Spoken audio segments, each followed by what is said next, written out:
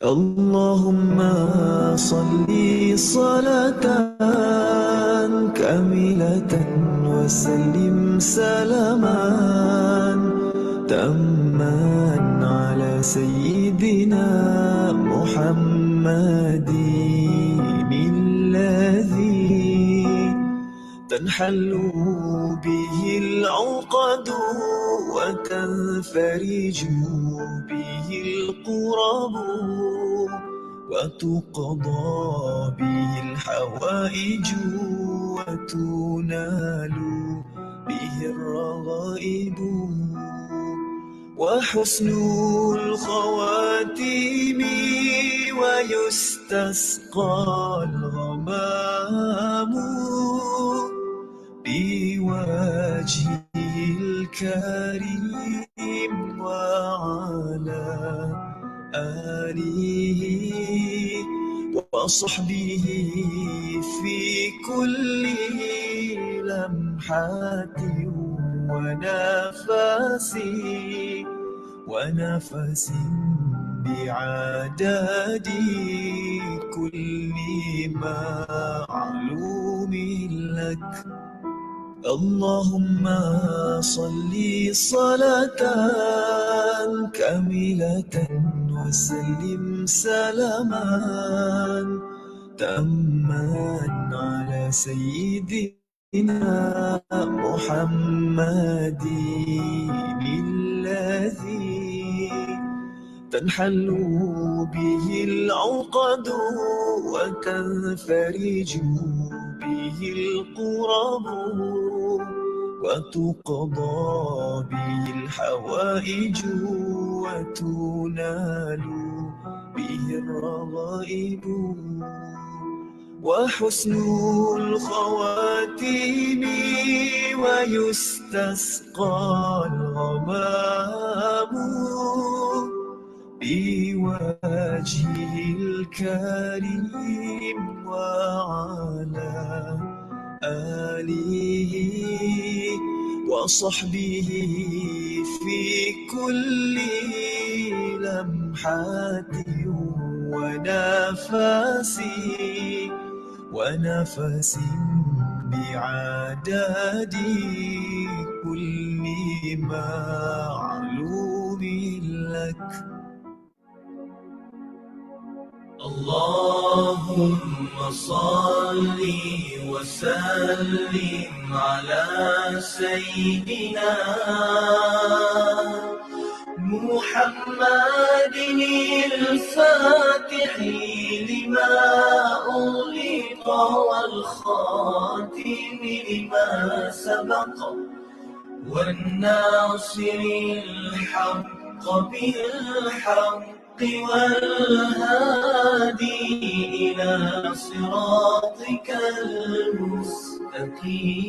المستقيم وعلى آله وصحبه حق قدره ومقداره العظيم.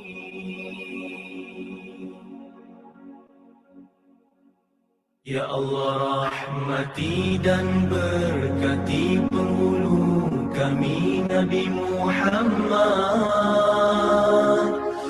Buka apa yang tertutup, penamat bagi yang telah sudah, penolong bagi yang hak, penunjuk ke jalan yang lurus.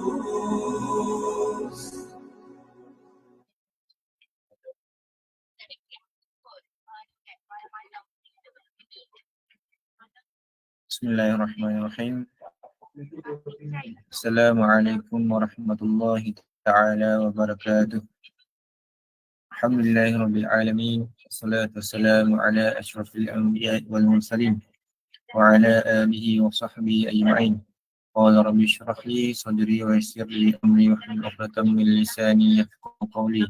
اللهم صل على سيدنا محمد الفاتح لما أغلق والخاتم لما سبق ناصر الحق بالحق والهادي إلى صراطك المستقيم وعلى آله وصحبه حق قدره ومقداره العظيم. أما بعد. Ya, alhamdulillah, Syukur kehadrat Allah Subhanahu Wa Taala kerana dengan izinnya Allah Subhanahu Wa Taala dapat lagi kita berkumpul pada malam ni untuk kelas Safinatun Najah yang akan disampaikan oleh Al-Fail Ustaz Abu Samah, siri yang ke-8 insya-Allah. Jadi untuk memberkati majlis kita buka dengan umul kitab Al-Fatihah. A'udzubillahi minasyaitonir rajim. Bismillahirrahmanirrahim. Alhamdulillahirabbil alamin arrahmanir rahim maliki yaumiddin iyyaka na'budu wa iyyaka nasta'in ihdinas siratal mustaqim siratal ladzina an'amta 'alaihim ghairil maghdubi 'alaihim waladdallin. Amin amin ya rabbal alamin. Insyaallah sebelum kita mulakan kelas, saya ingin sahabat-sahabat untuk seperti yang anda maklum kebiasaannya lah untuk tajdid niat dan juga dah siap lah untuk catat setiap fawaid dan ilmu daripada Al-Fadil Ustaz Abu Samah insyaAllah. Tanpa mengulangi masa, anda serahkan majlis kepada Al-Fadil Ustaz Abu Samah. Falyatafaddal mashkura.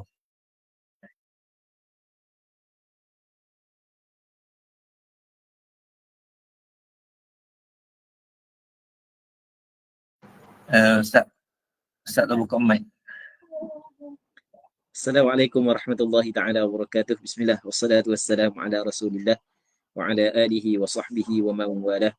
Allahumma la sahla illa ma ja'altahu sahla wa anta taj'alul hazna idha syi'ta sahla. Allahumma ja'alna minas su'ada'il maqbulin wa la taj'alna minal ashqiya'il mardudin. Allahumma salli wa sallim wa barik ala sayyidina Muhammad wa ala alihi wa sahbihi ajma'in walhamdulillahi rabbil alamin. Amma ba'd. Terima kasih kepada pengerusi majlis, saudara Hazim, pihak penganjur, muslimi muslimat, peserta-peserta yang mengikuti pengajian pada malam yang mulia ini. InsyaAllah kita sambung semula pengajian kitab Safinatun Najah. Katanya kita masuk dalam perbahasan baru, iaitu perbahasan yang berkait dengan solat bagi orang yang bermusafir. Orang yang bermusafir apabila cukup syarat-syaratnya, maka diberi kepadanya beberapa rukhsah, beberapa kelonggaran yang tidak diberi kepada orang yang bermukim. Antara rukhsah yang diberikan kepada orang yang bermusafir adalah jamu', solat jamu'. Dan solat jamu' adalah mengumpulkan dua solat dan dibuat di dalam satu waktu. Sekiranya dibuat dalam waktu yang pertama, maka dinamakan sebagai jamu' taqdim. Kalau dibuat dalam waktu yang kedua, maka dinamakan sebagai jamu' takhir. Sembahyang yang boleh dijamu' adalah dua sembahyang. Yang pertama zuhur dan asar, yang keduanya maghrib dan isya'. Manakala asar dengan maghrib tidak boleh dijamu'. Isya' dengan subuh tidak boleh dijamu'. Subuh dengan zuhur tidak boleh dijamu'. Yang boleh jamu' zuhur dengan asar, yang pertama maghrib dan isya'. Baik. Yang keduanya, rukhsah yang diberikan kepada orang yang bermusafir yang melibatkan ibadat solat qasar ataupun qasr. Qasrun adalah memendekkan solat. Solat yang 4 rakaat dilakukan sebanyak 2 rakaat. Jadi bermakna solat yang boleh qasar adalah sembahyang zuhur, asar dan isya'. Kemudian pengarang kita menyebut tentang syarat jamu'. Jadi bermakna untuk menjamukkan solat mesti kena ada syarat-syaratnya. Andai kata tidak ada syaratnya, maka tidak boleh kita jamuk solat. Sebab jamuk solat ini adalah kita mengsunyikan ataupun kita meniadakan ibadat solat di dalam waktu asal baginya. Kalau kita buat jamuk takhir, bermakna kita meniadakan solat zuhur dalam waktu asal dan kita solat zuhur dalam waktu solat yang lain. Kalau kita buat jamuk taqdim, kita meniadakan solat dalam waktu asal je dan kita mengerjakan solat tersebut pada waktu solat yang lain. Jadi tidak boleh kita mengerjakan solat di luar waktunya sebelum daripada waktunya, melainkan apabila ada keuzuran. Antara keuzuran yang membolehkan kita solat bukan pada waktunya yang asal adalah antara sebab yang membolehkan kita jamak solat adalah bermusafir. Katanya syurutu jam'i taqdimi arba'ah. Syarat-syarat bagi jamak taqdim. Jamak maksudnya jamak ni adalah menghimpunkan dua solat buat dalam satu waktu. Taqdim maksudnya taqdim mendahulukan. Maksudnya kita buat dalam waktu pertama. Zuhur dengan asar kita buat dalam waktu zuhur. Maghrib dengan Isyak kita buat dalam waktu maghrib. Nama dia jamak taqdim. Jamak taqdim ada berapa syarat? Ada 4 syarat. Arba'ah, ada 4 syarat. Yang pertamanya adalah al-buda'atu ataupun al-bada'atu bil-ula. Memulakan bil-ula ay bis-salatil ula dengan solat yang pertama. Maksud dia memulakan solat yang pertama, Zuhur dengan Asar, kita solat Zuhur dulu, baru solat Asar. Maghrib dengan Isyak, kita solat Maghrib dulu, baru solat Isyak. Kenapa syaratnya mesti kena memulakan solat yang pertama? Jawapannya adalah kerana solat Asar adalah tabi', manakala solat Zuhur itu adalah matbu'. Tabi' yang mengikut, manakala matbu' yang diikut. Solat jamak taqdim, solat Asar dia mengikut solat Zuhur. Ketika solat Asar itu tabi', solat Zuhur matbu', maka matbu' adalah perlu dibuat terlebih dahulu, barulah selepasnya dibuat tabi'. Baik. Andai kata orang tu sengaja mendahulukan solat Asar sebelum daripada solat Zuhur. Sedangkan syarat jamak taqdim adalah mendahulukan solat Zuhur di atas solat Asar. Tapi dia sengaja mendahulukan solat Asar dulu. Maka solat Asar itu tidak sah. Tetapi kalaulah dia terlupa, dia mendahulukan solat Asar ataupun kerana terlupalah, kita kata contoh terlupa. Maka solat Asar itu terbatal asarnya, tapi tetap menjadi solat sunat mutlak. Ataupun kalau dia ada qada, solat yang sejenis dengan solat Asar sebelum daripada ni, yang ditinggalkan dalam musafir, yang mana solat yang ditinggalkan dalam musafir, kalau kita nak qada dalam musafir juga, maka boleh kita qada secara qasar, maka solat itu jatuh qada bagi solat yang dia berhutang itu. Baik. Jadi syarat yang pertama mesti memulakan dengan solat yang pertama. Seandainya seorang itu sembahyang Zuhur, kemudian dia sembahyang Asar. Lepas daripada sembahyang Asar, ternyata solat Zuhur dia terbatal. Solat Zuhur dia terbatal, maka solat Asar dia juga terbatal. Ternyata solat Zuhur dia terbatal kerana mungkin dia tertinggal rukun solat, maka solat Asar dia juga terbatal. Tapi kena ingat, terbatal di sini maksudnya terbatal Asar dia. Sebab ni bukan dia sengaja. Terbatal Asar dia. Terbatal fardu Asar. Maksudnya belum lagi gugur kewajipan solat Asar ke atas dia. Dan solat Asar itu menjadi sunat mutlak, ataupun solat Asar itu menjadi pengganti kepada mana-mana solat yang mana solat Asar yang wajib di atas dia qada, yang boleh dilakukan secara qasar sebagaimana yang kita cerita tadi. Baik. Al-buda'atu bil ula. Kemudian waniyatul jam'i fiha. Yang keduanya adalah niat jamak di dalam solat yang pertama. Fiha ay fil ula. Jadi kena ingat, waktu niat jamak taqdim adalah dalam solat yang pertama, sebelum daripada memberi salam. Yang lebih afdal niat jamak dalam takbiratul ihram solat yang pertama. Hak tu lebih afdal. Tapi bagi orang yang tidak niat dalam takbiratul ihram solat yang pertama, tidak niat jamak, maka masih lagi dia boleh niat jamak di dalam solat yang pertama. Okey, waktu niat jamak bagi jamak taqdim adalah dalam solat yang pertama. Kalau lepas daripada dibagi salam baru dia sedar, aku tak niat lagi jamak tadi, maka tidak boleh lagi dia mengerjakan solat jamak taqdim. Kerana benda? Kerana habis dah waktu berniat. Orang yang berniat untuk jamak taqdim dalam solat yang pertama, tiba-tiba dia membatalkan niat tersebut. Mula dalam hati kata, kayak aku nak semayang Asar selalulah, aku nak buat jamak taqdim. Tiba-tiba dalam semayang saat ni, dia niat, biar tak ambuh tak nak tak usah buat lah, tak ambuh buat lah jamak. Boleh niat nak jamak, lepas tu dia tak ambuh buat jamak.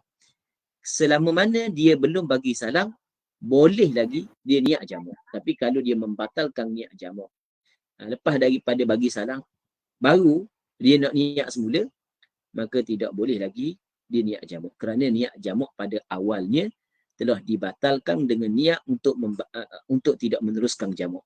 Itu kita kena faham, muslimin muslimat yang dirahmati oleh Allah Subhanahu Wa Taala. Kemudian Syarat jamak yang ketiga adalah wal muwalatu bainahuma. Kena mualat di antara solat yang pertama dan solat yang kedua. Maksud benda mualat, maksud mualat di sini adalah selepas daripada solat yang pertama terus kita solat yang kedua. Kalau sekiranya putus mualat di antara solat yang pertama dengan solat yang kedua, maksudnya ada tempoh masa yang lama di antara solat pertama dengan solat kedua, maka tidak boleh lagi dia buat jamak taqdim. Lepas daripada solat pertama, dia main handset. Galik main handset sampai ke 10 minit. Maka tak boleh dah buat jamak taqdim. Kalau begitu keadaannya, maka dia kena sembahyang asar di dalam waktunya. Kena sembahyang isyak di dalam waktunya. Tidak boleh lagi nak sembahyang sebagai jamak taqdim. Sebab putus dah mualat. Mualat ni kira lagu mana? Kata ulama kira uruf. Jadi kalau uruf kata putus mualat, mualat. Uruf ni orang ramai lah. Jadi kita tanya rasa lama dah ni di antara sembahyang pertama sembahyang kedua, maka dia putus mualat. Baru sekejap ni, dah putus lagi mualat. Apa yang disebut oleh ulama fiqh? 2 rakaat yang ringkas, 2 rakaat yang ringan di antara solat yang pertama dengan solat yang kedua, ia memutuskan mualat. Jadi kalau kita tengok 2 rakaat yang ringkas lebih kurang dalam 2 minit ke 3 minit. 2 minit ke 3 minit. Jadi bermakna 2 minit ke 3 minit tu ada di antara solat pertama dengan solat kedua, ia memutuskan mualat. Tapi kalau sekadar bercakap yang sedikit, dia masih lagi belum memutuskan mualat. Mesti kena mualat di antara 2 solat tersebut. Kemudian syarat yang ketiga adalah wadawamul udhri. Dan mesti berkekalang uzur. Uzur saat itu kekal. Wadawamul udhri ilal ihram bithaniyah. Hingga kepada takbiratul ihram solat yang kedua. Jadi mesti uzur dia berkekalang hingga selesai takbiratul ihram solat yang kedua. Maksud dia, dia akad takbiratul ihram solat yang kedua, masa akad takbiratul ihram solat yang kedua masih lagi ada uzur. Maksud dia uzur di sini, dia uzur yang membolehkan seorang itu melakukan solat jamak adalah bermusafir.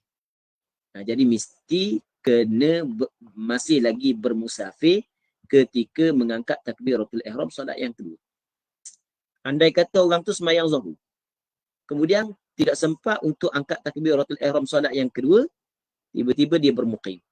Kerana bermukim, contoh dia sembahyang di atas kapal. Kapal dia berada di tepi laut. Jadi masa dia sembahyang tu, kapal sedang berjalan. Tiba-tiba sampai di Pengkalang. Di kampung dia. Bila sampai di Pengkalang, kampung dia, maka terputuslah safar. Sedangkan ketika itu belum lagi dia mengangkat takbir solat yang kedua. Maka tidak boleh lagi dibuat jamak taqdim kerana tidak cukup syarat. Itu contoh yang pertama. Contoh yang kedua, tengok dia sembahyang yang pertama, dia niat nak buat jamak. Tiba-tiba dia niat pula, aku nak duduk sini 5 hari . Jadi bila niat untuk duduk pada satu tempat 4 hari ke atas, maka ia memutuskan permusafiran. Jadi ketika dia tengah sembahyang, putus permusafiran dia, maka tidak boleh lagi dia mengerjakan solat jamak taqdim kerana antara syarat jamak taqdim adalah wadawamul udhri ilal ihram bithaniyah. Kekal keuzuran sehingga sempurna takbiratul ihram solat yang kedua. Berbeza kalaulah lepas daripada solat yang takbiratul ihram solat yang kedua, dia bermukim. Dia sampai di kampung dia. Maka ketika itu boleh dia meneruskan solat jamak taqdim. Contoh, dia sembahyang di atas perahu, di atas kapal. Sedangkan perkampungan dia berada di tepi pantai. Jadi tepi pantai tu kampung dia. Kemudian dia sembahyang zuhur.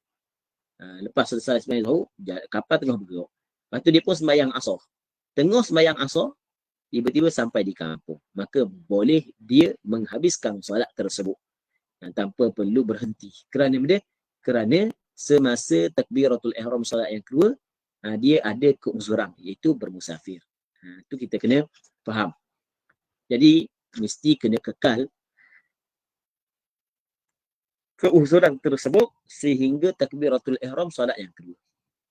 Maka kita dapat faham daripada syarat ini bahawasanya orang yang telah melakukan jamak taqdim, tiba-tiba dia sampai di kampung dia setelah daripada selesai dah sembahyang 2 rakaat, sembahyang 2 sembahyang dalam bermusafir, Kemudian dia sampai kepada kampung dia.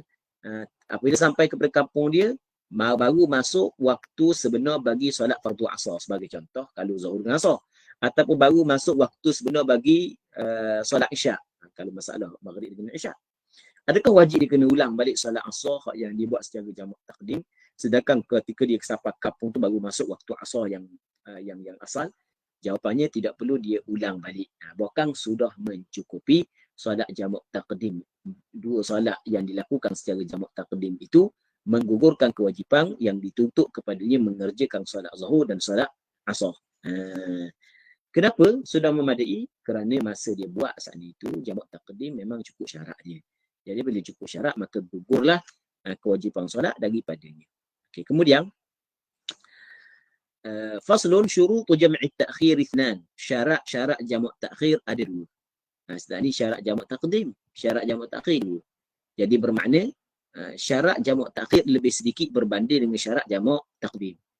Jadi syarat jamak takdim 4, syarat jamak takhir 2. Jadi bermakna 2 lagi syarat jamak takdim tidak ada pada syarat jamak takhir. Okey, kita tengok syarat jamak takdim macam mana. Syarat jamak takhir lagi mana?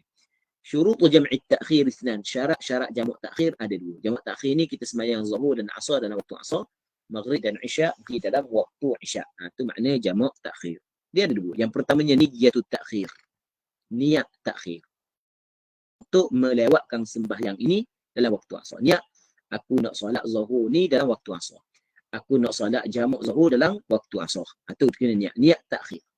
Dia niat takhir di sini, niat takhir adalah niat untuk mengerjakan solat zuhur di dalam waktu asar secara jamak takhir. Itu maksud niat takhir.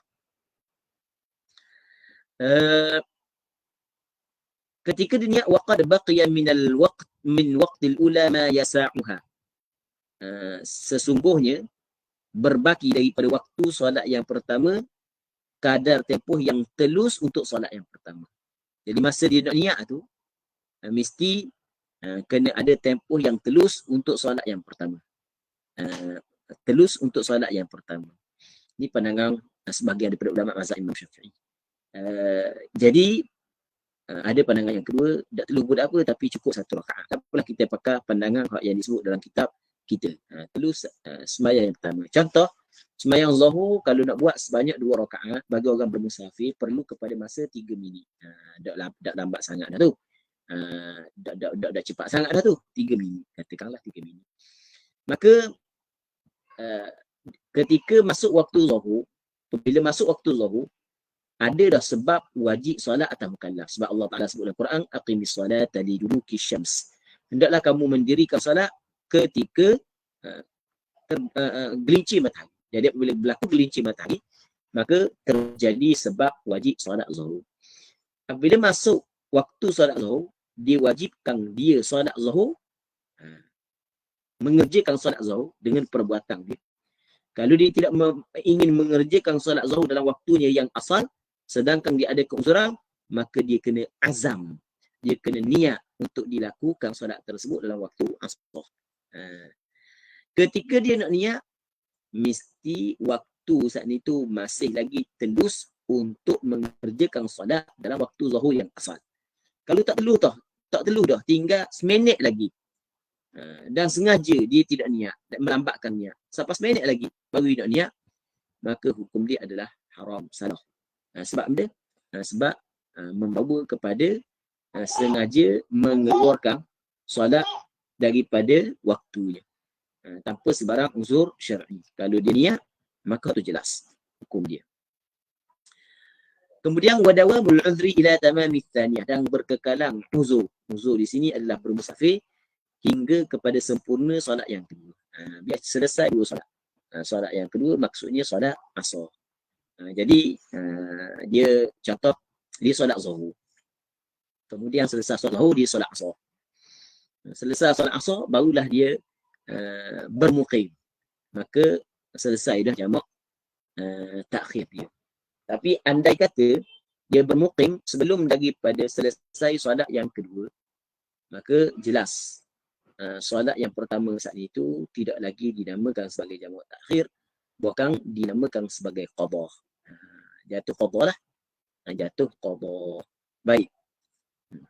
Kemudian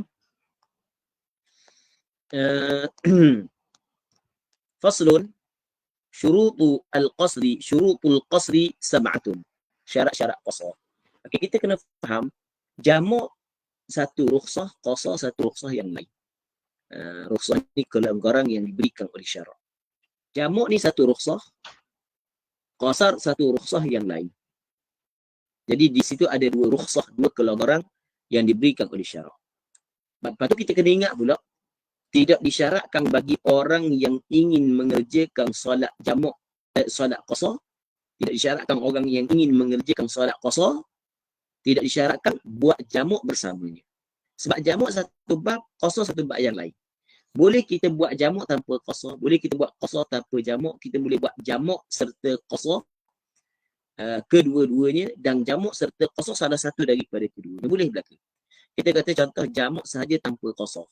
Jamak sahaja tanpa qasar. Masuk waktu zuhur, kita sembahyang fardu zuhur 4 rakaat, lepas tu kita pun jamak selalu dah masuk 4 rakaat. Itu dipanggil dia jamak tanpa qasar. Maghrib 3 rakaat, lepas tu isyak 4 rakaat. Itu dipanggil jamak tanpa qasar. Kita ada qasar tanpa jamak. Qasar tanpa jamak contoh, masuk waktu zuhur, dia pun sembahyang zuhur 2 rakaat. Sebab dia bermusafir. Kemudian masuk waktu asar, dia sembahyang asar 2 rakaat. Masuk waktu maghrib 3 rakaat sebab maghrib dia qasar. Masuk waktu isyak, dia sembahyang isyak 2 rakaat. Itu dia panggil qasar tanpa jamak. Dan boleh jamak serta qasar. Jamak serta qasar jelaslah zuhur 2 rakaat, asar 2 rakaat, maghrib 3 rakaat, isyak 2 rakaat. Itu jamak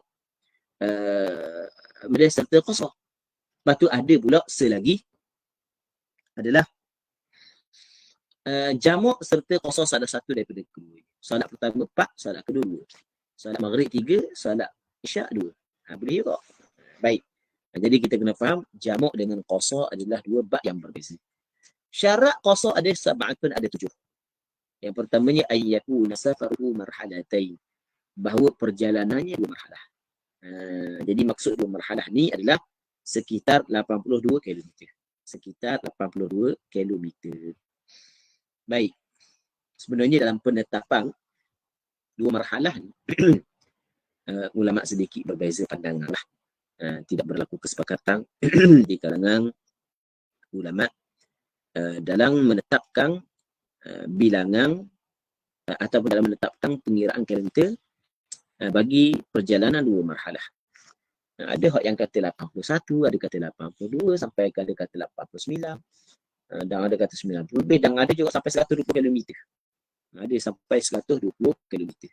Baik, tapi kita tengok kepada apa yang dikira oleh Imam Nawawi,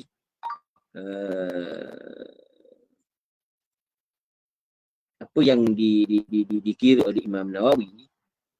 Jadi hak yang nampak, hak yang sesuainya adalah 120 km. Tapi ramai ulama-ulama mazhab Imam Syafi'i yang kontemporari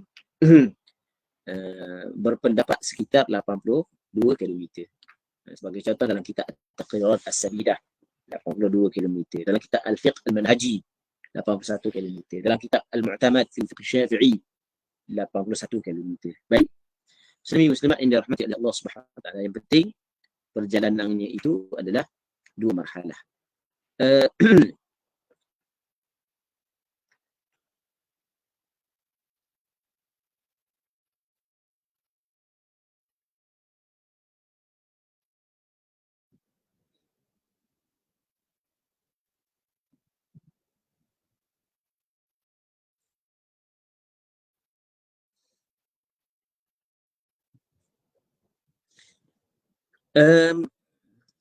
Yang Ana sebut tadi tu, kalau kita tengok sebagai contoh lah, kalau kita tengok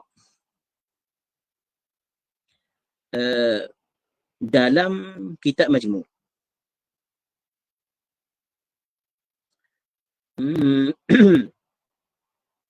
Imam Nawawi menyebut bahawasanya satu batu itu dia menyamai 6,000 zira', 6,000 zira'.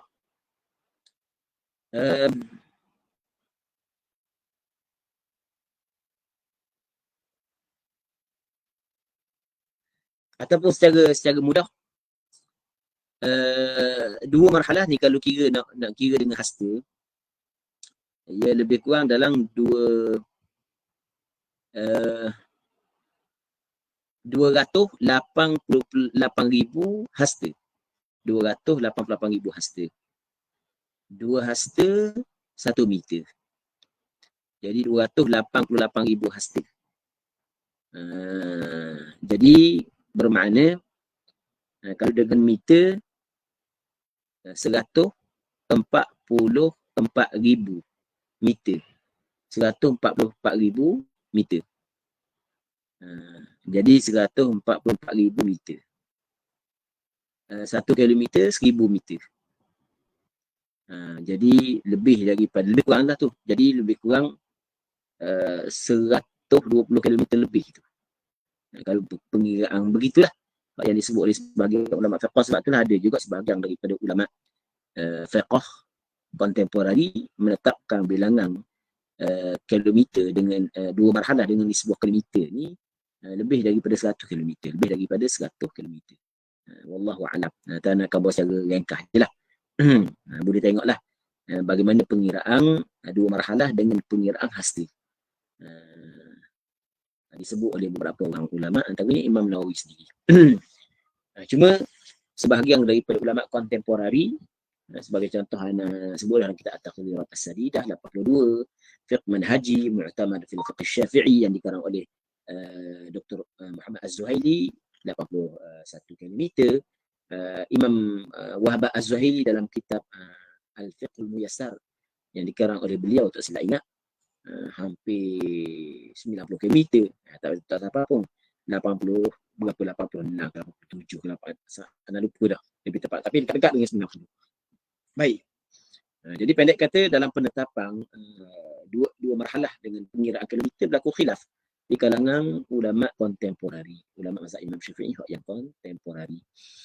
Ala kulli hal, ada sebahagian ulama kontemporari mengatakan 82 km saat itu cukup dah dua marhalah. Okey, baik. Kemudian antara syarat qasar lagi adalah wa an yakuna mubahah, dan mesti adalah ia perjalanannya, permusafirannya itu adalah permusafiran yang harus. Permusafiran yang harus. Maksud harus di sini adalah bukan haram. Perkataan harus ini merangkumi permusafiran yang wajib, seperti permusafiran untuk mengerjakan haji dan umrah kali pertama. Permusafiran yang sunat, contoh menuntut ilmu yang bukan ilmu fardu ain lah, ataupun ilmu fardu ain tapi dia bermusafir sedangkan di kawasan dia pun ada dia orang mengajar benda yang sama. Itu sunat lah. Kalau tak ada orang mengajar tempat dia, bukan tempat yang dia nak mengaji tu kena pergi setempat dia, perjalanan jauh, maka tu jadi wajib lah dia bermusafir kerana nak menuntut ilmu fardu ain. Cuma kalau tempat lain ada, tempat dia pun ada, ketika tu bukanlah wajib, kita sunat je lah, sebab di tempat dia pun ada benda yang sama. Okey. Dan merangkumi juga perjalanan yang harus. Contoh perjalanan untuk berniaga, perjalanan harus. Dan merangkumi juga perjalanan yang makruh. Contoh perjalanan tujuan untuk melakukan perkara makruh. Itu termasuk dalam perjalanan yang harus. Perjalanan wajib, perjalanan sunat, perjalanan harus dan perjalanan makruh. Adapun perjalanan haram, maka tidak boleh seseorang itu qasar solat. Perjalanan yang haram. Sebab mana tidak boleh qasar solat? Kerana qasar solat bagi orang musafir ni rukhsah, keringanan, keizinan, kelonggaran yang diberi oleh syarak. Orang yang melakukan maksiat, orang yang bermusafir tujuan untuk melakukan maksiat, dia derhaka kepada syarak. Bagaimana dia derhaka kepada syarak? Tiba-tiba dia nak mengambil kelonggaran yang diberikan oleh syarak. Tidak sepatutnya orang yang derhaka kepada syarak mendapat kelonggaran daripada syarak. Sebab itulah dalam kaedah fiqh, ulama fiqh meletakkan satu kaedah, ar-rukhasu la tunaqu bil ma'asi. Rukhsah, kelonggaran syarak tidak boleh dicapai, tidak boleh diambil dengan al-ma'asi, dengan maksiat-maksiat. Jadi kalaulah perjalanan itu perjalanan maksiat, maka tidak diberikan rukhsah syarak kepadanya, termasuklah sembahyang qasar, sembahyang jamak. Baik. Wa an yakuna mubahah. Harus ni cukup pada zon dia saja. cukup pada zon, pada kuat sangkaan. Contoh, dia ni penghantar barangan. Pada sangkaan dia barangan yang dihantar itu ada barangan yang halal. Barang halal. Sebab tengok cok halal, tapi ada tulisan Cina. Cok halal tulisan Cina. Dia ingat halal. Dia pun pergi jauh pergi atas. 150 km. Semayang jamak kosong dalam perjalanan. Sampai sana, selesai dah semayang dah tu, sampai sana, buka-buka barang. Tengok orang yang penerima tu buka barang. Tengok arak duduk dalam. Allah, parak sungguh. Bawa arak nak sekarang. Bawa arak. Jadi, pada sangkaan dia, harus rupa-rupanya hakikatnya adalah perjalanan yang haram. Dia tak tahu. Maka tetap sah solat qasar dia. Solat jamak dia sah, solat qasar dia sah. Tidak menjadi masalah. Sebab pada sangkaan dia adalah harus. Okay, baik. Ayyakuna mubahan. Kemudian, wal ilmu bijawazil qasr. Mengetahui dengan harus qasar. Kalau tidak tahu hukum qasar harus, tiba-tiba dia qasar solat, maka tak sah lah solat qasar dia. Contoh. Itu contoh. Dia bermusafir.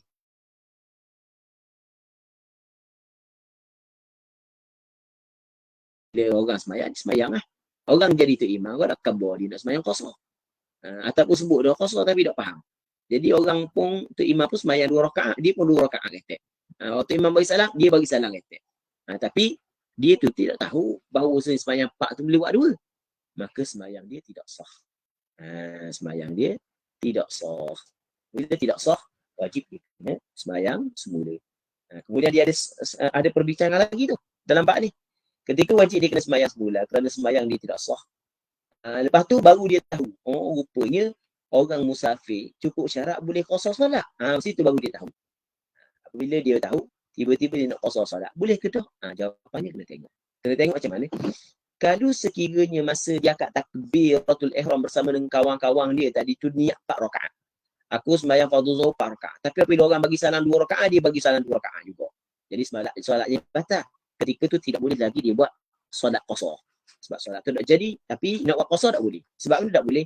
Ketika dia akad takbiratul ihram sembahyang 4 rakaat, maka telah tetap sembahyang itu ke atas di dalam tanggungannya sebanyak 4 rakaat. Apabila tetap sebanyak 4 rakaat, maka dia nak sembahyang semula tidak boleh, melainkan kena sembahyang sebanyak 4 rakaat. Tetapi kalau dia niat 2 rakaat masa dia sembahyang tadi, niat 2 rakaat saja, dia niat 2 rakaat, dia dah tahu boleh sembahyang 2 rakaat, dia niat 2 rakaat. Kawan dia kata sembahyang 2 rakaat, 2 rakaat. Dia kata apa sembahyang 2 rakaat? Sembahyang niat 2 rakaat kata. Padahal dia tahu tentang orang musafir boleh sembahyang 2 rakaat. Dia sembahyang kok, dia tak tahu. Maka sembahyang dia tidak sah. Tetapi lepas daripada tu dia sembahyang pula, dia boleh sembahyang sebanyak 2 rakaat. Kerana hak yang tak sah saat itu bukanlah tetap dalam zimmahnya, dalam tanggungannya secara itmam, secara sempurna 4 rakaat, bukan tetap dalam tanggungannya secara qasar. Ini benda yang penting yang kita kena faham. Kemudian waniyatul qasri 'inda al-ihram. Niat qasar ketika takbiratul ihram. Jadi niat qasar dalam takbiratul ihram. Masa kita kat takbiratul ihram kena niat. Orang yang tak niat qasar dalam takbiratul ihram, maka tidak boleh lagi diniatkan sembahyang qasar. Kerana benda tak boleh? Kerana bukan waktu berniat. Waktu berniat dalam takbiratul ihram sahaja. Okey, baik. Orang yang telah berniat qasar dalam takbiratul ihram, tiba-tiba lepas daripada takbiratul ihram, dia niat untuk buat tamam semula. Maka batal niat qasar. Mesti dia kena buat tamam. Itu kena ingat. Baik. Lepas tu dia niat qasar boleh ke tak pula? Tak boleh dah. Sebab habis tempat dia dah. Habis dah waktu dia. Waktu dia dalam takbiratul ihram sahaja. Kemudian wa antakuna salatu ruba'idatan. Solat itu mesti solat yang dinisbahkan kepada 4 rakaat. Jadi solat zuhur, solat asar, solat isya. Jadi solat maghrib dengan subuh tidak boleh diqasarkan. Tidak boleh nak qasar. Baik. Wa dawamus safari ila tamamiha, dan kekal bermusafir sehingga sempurnanya solat tersebut. Jadi siapa takbiratul ihram sehingga bagi salam dia berada dalam bermusafir. Jadi kalaulah tidak sempat untuk bagi salam, tiba-tiba sampai dah kapal di kampung dia dan kampung dia berada di tepi pantai, maka ketika itu tak boleh lagi dia tidak boleh lagi solat qasar, bahkan wajib dia kena sempurnakan solat tersebut dengan ditambah sebanyak 2 rakaat. Wa alla yaqtadiya bi mutimmin fi juz'in min salati, dan dia tidak mengikut dengan orang yang sembahyang tamam pada satu juzuk daripada solatnya. Pada satu bahagian daripada solatnya tidak boleh ikut. Kalau dia ikut pada dalam takbiratul ihram ke, dalam sujud ke, dia ikut. Maka ketika itu batal qasarnya. Bukan batal solat, batal qasar. Maka wajib dia kena meneruskan solat tersebut secara tamam. Gitu. Dan bahawa tidak mengikut orang yang sembahyang tamam pada satu bahagian daripada solatnya. Yang dimaksud dengan sembahyang tamam di sini, mutim di sini adalah yang pertama, orang sembahyang zuhur 4 rakaat. Yang kedua, orang sembahyang asar 4 rakaat. Yang ketiga, orang sembahyang isyak 4 rakaat. Dan termasuk juga sembahyang tamam di sini adalah sembahyang maghrib 3 rakaat, sembahyang subuh 2 rakaat. Orang sembahyang subuh dia bukan sembahyang qasar, dia sembahyang tamam sebanyak 2 rakaat. Kawan dia ada qada subuh. Kawan dia nak qada solat subuh. Dia nak sembahyang qasar di belakang kawan dia yang qada solat subuh. Sedangkan solat subuh itu dibuat secara tamam. 2 rakaat itu tamam lah. Untuk solat subuh. Maka batal qasarnya. Wajib lepas daripada itu imam bagi salam, menambah lagi 2 rakaat. Menambah lagi 2 rakaat sebab terbatal dah qasar dia. Dia terbatal qasar, bukan terbatal solat. Solat tak terbatal. Kemudian faslun. Ini suatu fasal.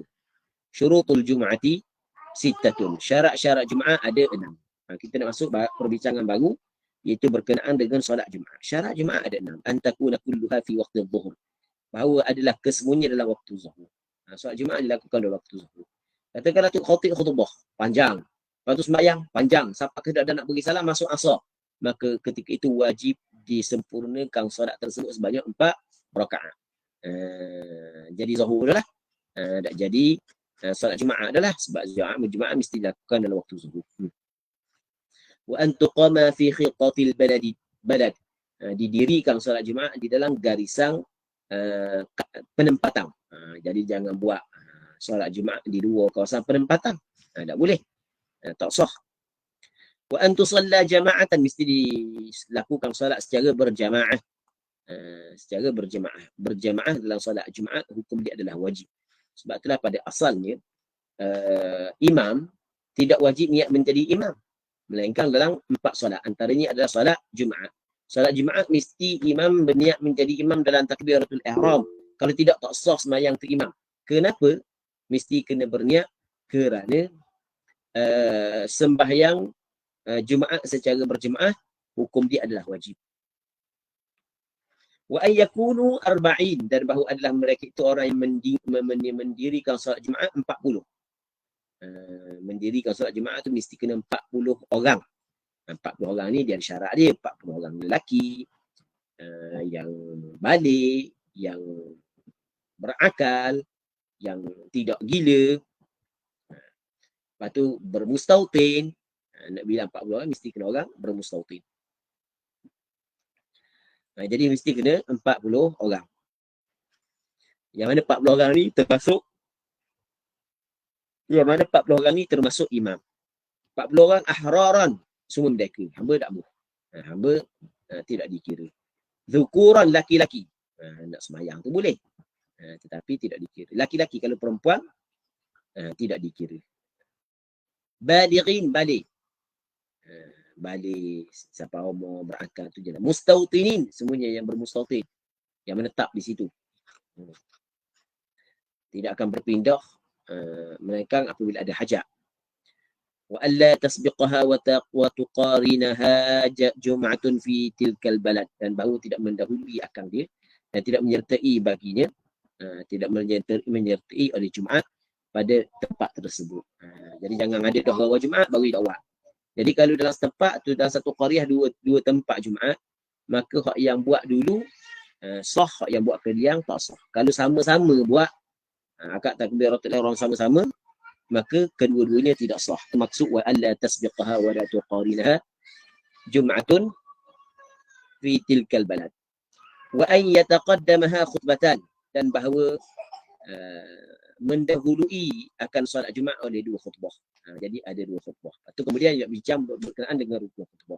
Faslun, arkanul khutbatain khamsah. Rukun-rukun 2 khutbah ada 5. Hamdulillahi fihima, memuji Allah pada keduanya. Khutbah pertama, khutbah kedua. Wassalatu ala Nabi sallallahu alaihi wasallam fihima. Selawat kepada Rasulullah dalam 2 khutbah. Khutbah pertama, khutbah kedua. Wal wasiyatu bit taqwa fihima, dan wasiat dengan takwa pada keduanya. Wasiat dengan takwa, ittaqullah ataupun ati'ullah, boleh belaka tu.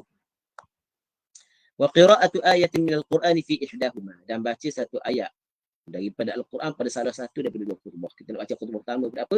Khutbah kedua berapa? Comel baca khutbah pertama supaya seimbang. Kerana kat gini nanti ada pula doa kepada orang beriman dalam khutbah yang kedua. Nampak seimbang. Baik.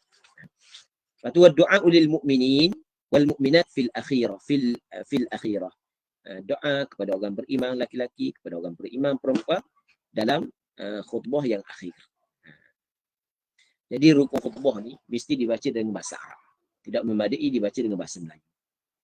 Walaupun orang yang dengar saat itu tidak faham, seorang pun tidak faham Arab. Mesti kena baca dengan bahasa Arab.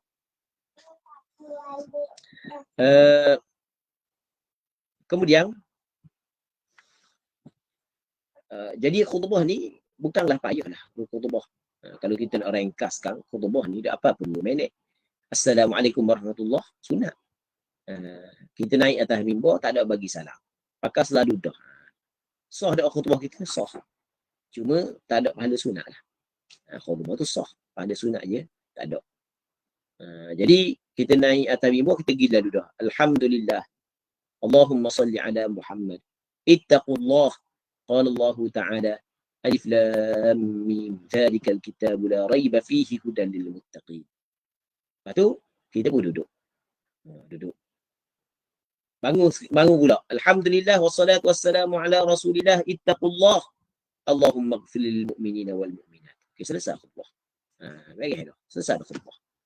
2 khutbah kejap. Faslun syurutul khutbataini 10. Syarat 2 khutbah ada 10. At-taharatu 'anil hadatsaini al-asghari wal akbar. Kena suci daripada 2 hadas. Hadas kecil dan hadas besar. Hadas kecil kena suci. Hadas besar juga kena suci. Yang keduanya, wat-taharatu 'anil najasati fi thawbi wal badani wal makan. Bersuci daripada najis pada pakaian, pada tubuh badan, pada tempat solat. Wa satrul aurah, kena tutup aurat, menutup aurat. Wal qiyamu 'alal qadir, berdiri bagi orang yang mampu berdiri. Wal julusu bainahuma, duduk antara 2 khutbah. Fawqa tuma'ninati salah, lebih daripada tuma'ninah dalam solat. Jadi lebih sikitlah daripada qada ucapan subhanallah. Wal muwalatu bainahuma, dan muwalat antara keduanya 2 khutbah. Jangan pada tempoh masa yang lama di antara khutbah pertama dan khutbah yang kedua. Itu maksud muwalat antara keduanya. Wal muwalatu bainahuma wa bainas salati, dan muwalat di antara dua khutbah dan di antara solat. Wa an takuna bil arabiyyah, dan mesti rukun khutbah saat ini itu dengan bahasa Arab. Khutbah wajib bahasa Arab. Manakala hak yang lain tidak wajib dengan bahasa Arab. Contoh syarah, huruf panjang itu tidak wajib bahasa Arab. Yang wajib bahasa Arab adalah rukun khutbah sahaja. Tu an takuna bil arabiyyah wa an yasma'aha 40, dan bahawa 40 orang mendengar rukun khutbah. Dia kena dengar rukun khutbah. Wa an takuna kulluha fi waqti adh-dhuhur, dan bahawa adalah kesemuanya dalam waktu adh-dhuhur, dilakukan dalam waktu zuhur. Baik. Kemudian nanti insya-Allah lah kita sambung pula akan datang. Cuma malam ni kita cuba jawab 5 soalan saja, sebab kebetulan malam ni pun anda masih lagi ada hal sikit, tak boleh nak lama-lama.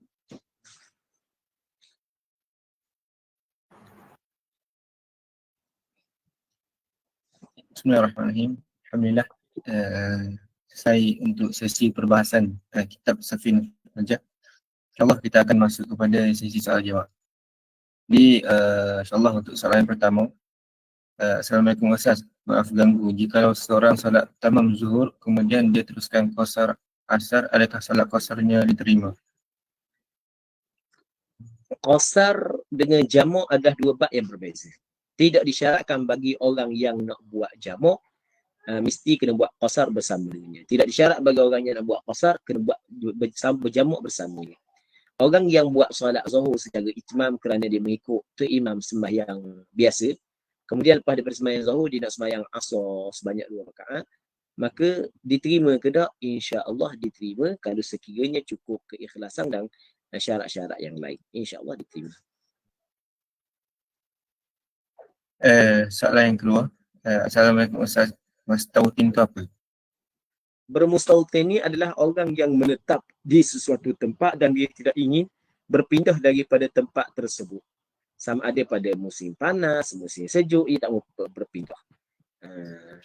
Jadi nak menetap di situlah, nak tinggal di situ. Itu makna tempat bermustautin. Manakala tempat bermukim ini adalah orang yang menetap di suatu tempat 4 hari, 4 malam ke atas. 4 hari, 4 malam ke atas, dia menetap di satu tempat. Tapi kampung dia tempat lain. Maka itu dia orang dinamakan sebagai orang yang bermukim. Baik, soalan yang seterusnya. Assalamualaikum Ustaz. Apa yang dimaksudkan mesti diniatkan imam pada solat Jumaat?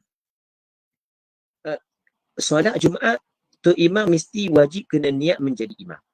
Dalam takbiratul ihram saja aku sembahyang fardu Jumaat 2 rakaat, aku menjadi imam. Aku solat berjamaah.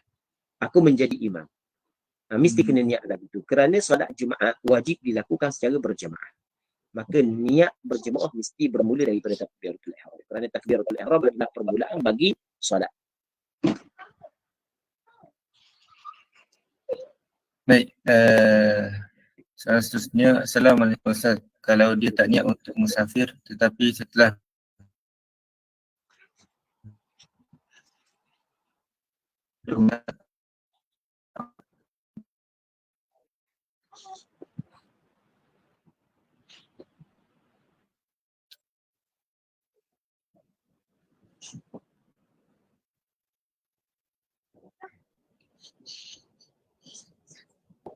Tak dengar saat ni. Tak dengar, mungkin ada gangguan lain ke? Ya. Ini jelas tak? Okey, jelas. Okay. Assalamualaikum Ustaz. Kalau dia tak niat untuk musafir tetapi setelah perjalanan untuk tujuan pekerjaan lebih daripada 2 marhalah, adakah boleh dia jamak dan qasar? Dia tidak niat bermusafir, perjalanan di rumah lah untuk pekerjaan. Jadi gini, niat ni adalah ada hadir dalam hati keinginan untuk menuju ke suatu tempat yang jarak tempat tersebut daripada kampung dia 2 marhalah ke atas. Kalau begitu keadaannya, maka sudah dikira dia berniat untuk bermusafir. Sudah dikira dia berniat untuk bermusafir. Allahu a'lam. Dan soalan yang terakhir ni dia ringkas tak? Anda gabung 2 boleh? Boleh, sila. Soalan pertama, maaf Ustaz, subuh tamam tu apa? Dan soalan yang kedua, Ustaz nak tanya, kalau kita tak dengar rukun khutbah maka tak sah solat ke Ustaz? Okey. Solat subuh tamam tu apa? Okay, sekarang ni solat subuh rakaat 2 rakaat. Orang yang mengerjakan solat subuh 2 rakaat adalah orang yang mengerjakan solat subuh secara sempurna. Perkataan tamam, sempurna. Jadi ketika mana tu imam tu sembahyang subuh 2 rakaat, makmum sembahyang qasar solat zuhur, maka tidak sah qasar dia. Kerana walaupun subuh 2 rakaat tapi subuh tu sembahyang tamam, bukan sembahyang qasar. Maka orang yang ikut sembahyang tu imam sembahyang subuh 2 rakaat, wajib dia kena sembahyang tamam sebanyak 4 rakaat. Bukan kan subuh 2 rakaat, aku sembahyang 2 rakaat jadi sama-sama 2 rakaat. Dia bukan kira gitu. Dia kira wa alla yaqtadiya bimutimmin fi juz'in min salati. Tidak mengikut orang yang sembahyang tamam. Termasuklah orang sembahyang fardu subuh, orang sembahyang fardu maghrib. Kerana subuh 2 rakaat, maghrib 3 rakaat adalah tamam, bukan qasar. Itu kita kena faham. Itu soalan yang pertama. Soalan yang kedua benda saat ni? Tak ingat dah. Ustaz nak tanya, kalau kita tak dengar rukun khutbah maka tak sah ke solat? Tak dengar rukun khutbah masih lagi sah solat. Tak dengar rukun khutbah masih lagi sah solat Jumaat dia. Cuma wajib kena dengar khutbah oleh 40 orang. 40 orang yang bilangan itu bilangan Jumaat, wajib dia kena dengar khutbah. Tetapi kalau orang tu lebih daripada bilangan 40, maka hak yang lebih tu tidak wajib dengar. Tidak wajib dengar. Maksudnya kalau tak dengar, tetap dapat Jumaat kalau semayang bersama dengan imam. Wallahu a'lam. Jadi untuk soalan-soalan yang seterusnya tu insyaAllah kita akan tanya untuk kelas seterusnya lah. Baik, jazakallah dia ucapkan kepada Al-Fadhil Abu Samad. Sebelum kita tutup majlis kita, minta sedikit doa lah Ustaz, insyaAllah. Bismillah wassalatu wassalamu ala rasulillah wa ala alihi wa sahbihi wa man wala. Allahumma anfa'na bima 'allamtana wa 'allimna ma yanfa'una wa 'allimna ma jahilna wa dhakkirna ma nasina. Allahumma inna na'udzu bika min 'ilmin la yanfa'u, min qalbin la yakhsha'u, min nafsin la tashba'u, min da'watin la yustajabu laha. ربنا آتنا في الدنيا حسنة وفي الآخرة حسنة وقنا عذاب النار. صلى الله على سيدنا محمد وعلى آله وصحبه أجمعين والحمد لله رب العالمين. Amin ya rabbal alamin. InsyaAllah kita tangguh majlis kita dengan tasbih kafarah dan surah Al-Asr. سبحانك اللهم وبحمدك أشهد أن لا إله إلا أنت أستغفرك وأتوب إليك. Allah alam. Assalamualaikum warahmatullahi wabarakatuh. Waalaikumsalam warahmatullahi taala wabarakatuh. Terima kasih Ustaz. Sama-sama.